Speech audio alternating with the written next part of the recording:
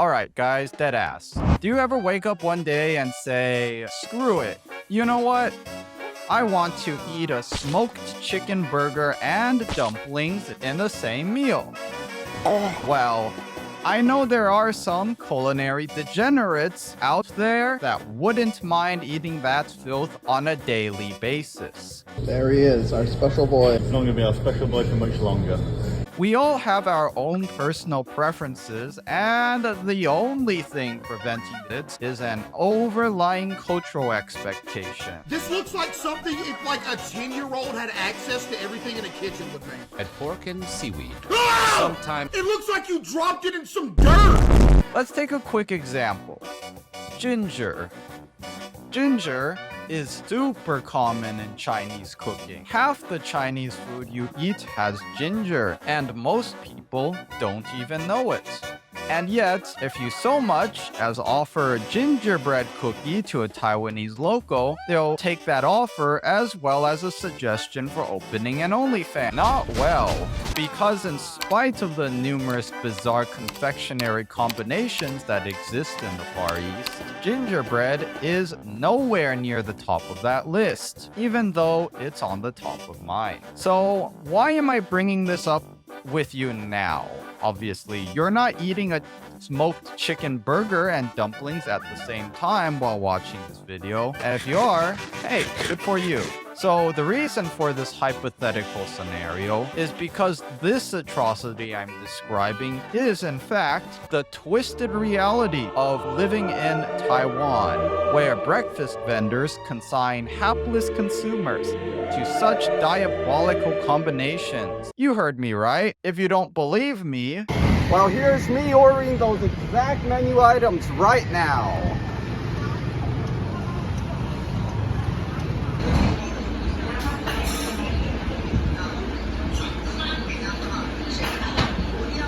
why are we still here? Just to suffer.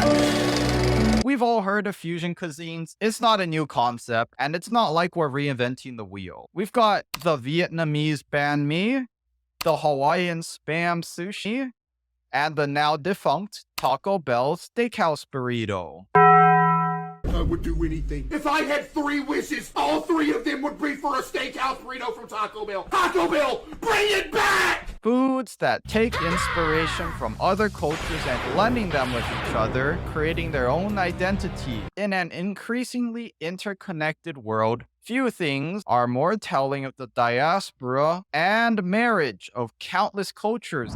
The inception of this culinary voyage begins with what all unknown and bizarre foods are erroneously purported to taste like. I'm gonna need backup on this one. The importance of this meat to the world can't be understated, as there are, in fact, more than 3 times the amount of chickens in the world than humans. But my lord, there is no such force. A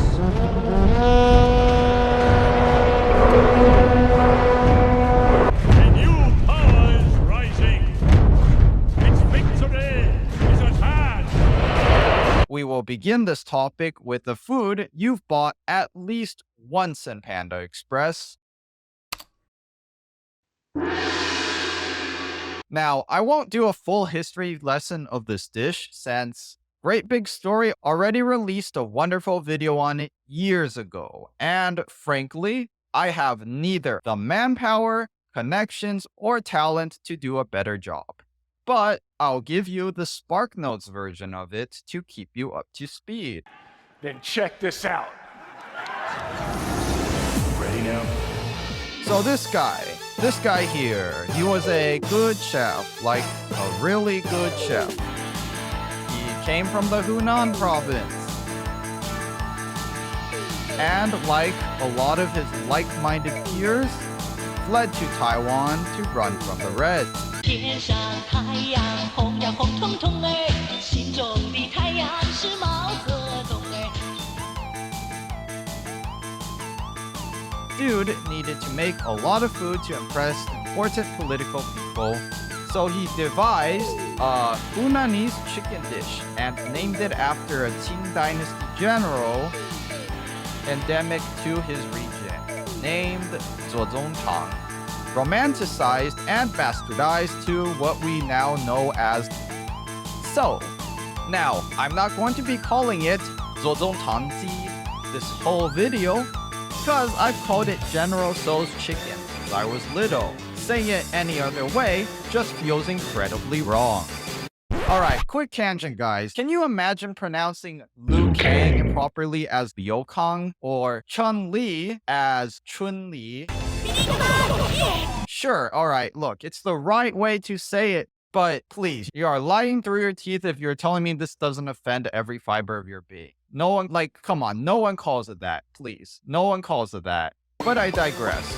The rest is history, and the chicken dish blew up in Taiwan. And because America is better than Taiwan at making stuff that blows up, blew up even more over there.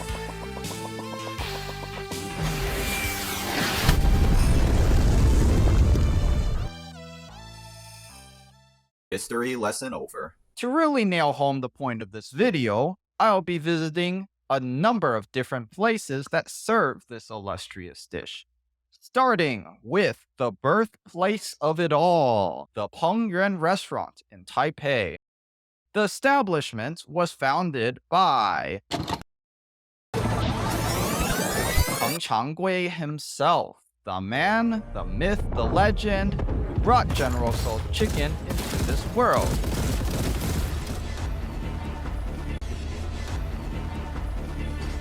Round one. Taipei. I do not fear death.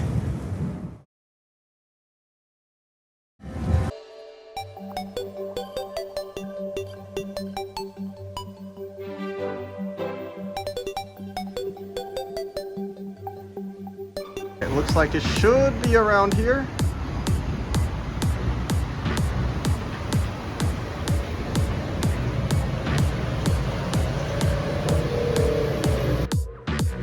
Yeah, boy. Well, yeah, that's exactly what it says.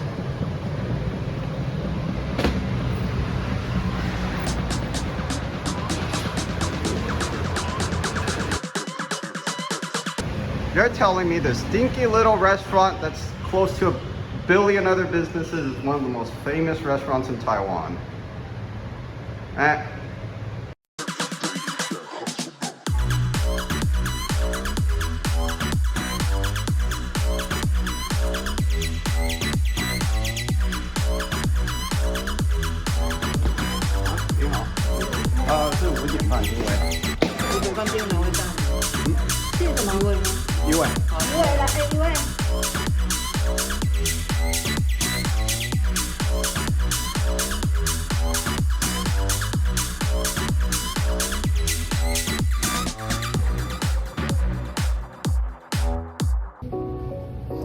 Okay, right off the bat, the aroma of this is exquisite. It's amazing. Let's have a taste.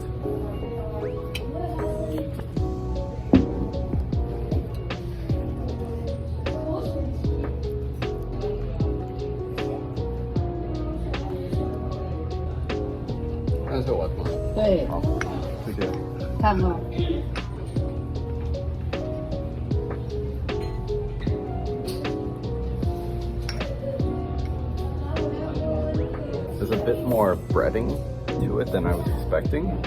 There's a bit more acidity, which is actually kind of interesting. I never expected the acidity in a General Tso's chicken before. Quite a few more dried chilies as well. All in all, an absolutely phenomenal chicken dish. I could drown in this chicken, I could eat it out of a pig trough, I could eat it every hour of every day. Honestly, I could end the video on this visit alone, but this video isn't called Peng Changgui's chicken. This video is General Tso's chicken. And no one makes General Tso's chicken the same way. Here's the shocker. The original recipe isn't the one we remember the dish by. In fact, it has undergone multiple iterations in multiple places. Let's start with the South. Hardcore hillbilly, more like hardcore sissy. I'm gonna smack the f***ing taste out of his f***ing mouth. Not the Alabama South, the other South. Tainan.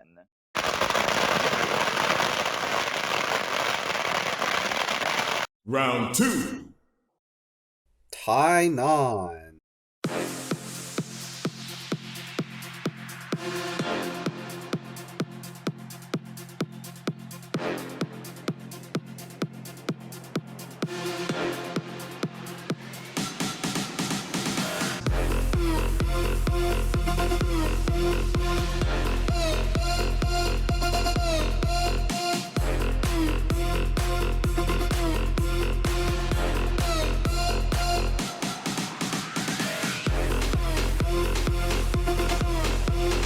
Hey, so the reason why we're in this particular city is because Tainan has a bit of a reputation with its cuisine.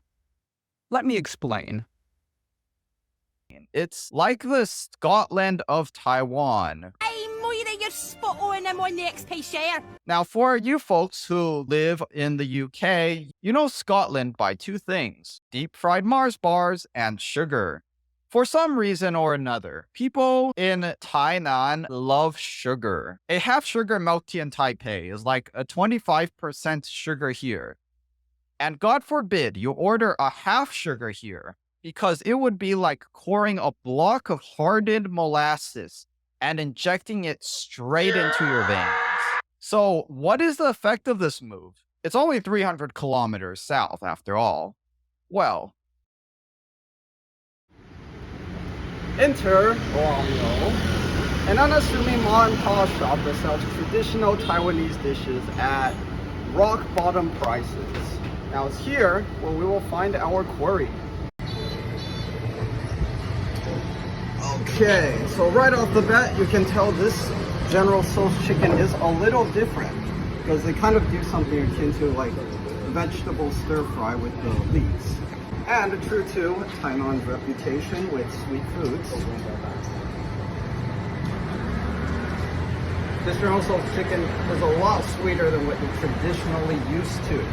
Now, flavor profile is a little closer to orange chicken here. but the changes don't stop there, because there is one place in the world that celebrates General Tso's chicken more than Taiwan, that celebrates Jackie Chan more than Hong Kong, that celebrates John Cena even more than China. Oh yeah, America's got General Tso's chicken, all right, but they didn't settle for what they got. You see, when we imported this meal, this Succulent Chinese meal. to America, like true freedom-loving patriots, we realized this dish wasn't salty enough. Our blood pressure wasn't high enough. Those chilies, Spit on that thing. those are for weak-willed Taiwanese palates. Crank that shit up a notch. Then we have truly reached the zenith of evolution for this dish by imbuing it with the freedoms our founding fathers would have intended.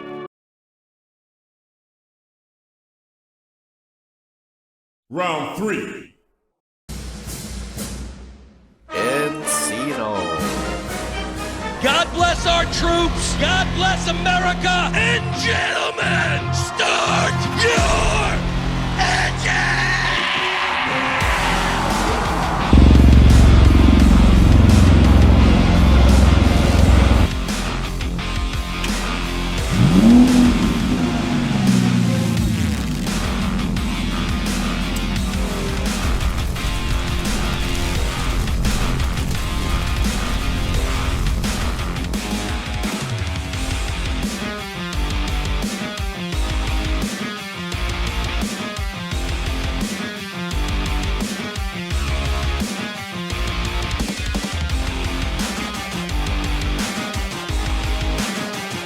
Well, here I am in California, specifically Encino. Well, if I didn't show you the sign, you'd probably guessed just by the unnecessary amount of palm trees. Yeah, this is California.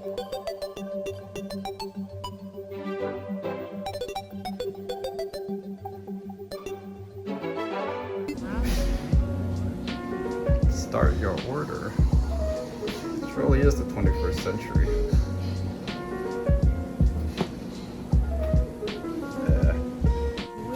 Thank you.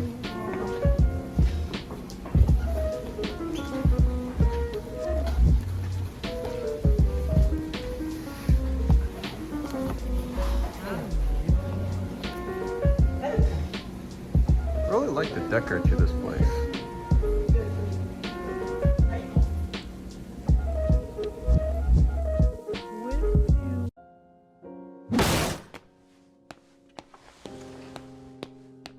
Alright, let's have a look at the goods.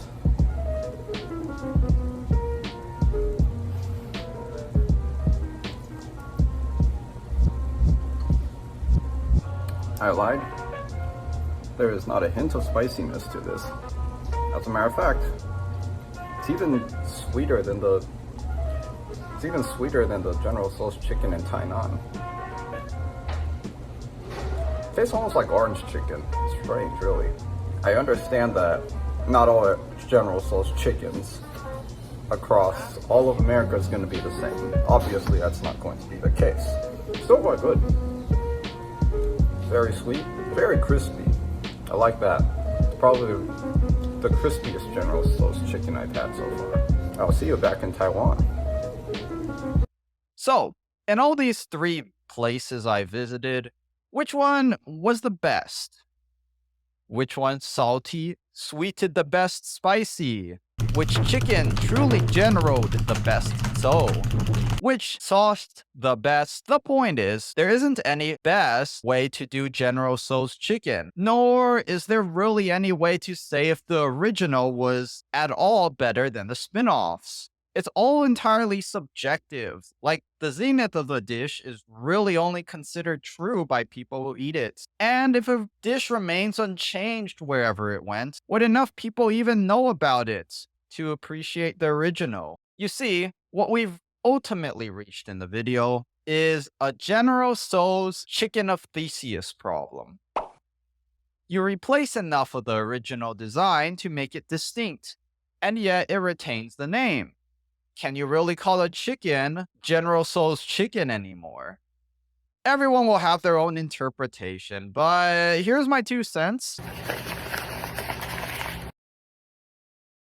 It really doesn't matter. Identity doesn't need to be a physical construct. If people consider a dish General Tso's chicken, well then it's General Tso's chicken. After all, no one said General Tso could have only 1 chicken to his name. Man's probably done enough in his life to deserve more. So where does that leave us with this video? Well, we're going straight back to where we started.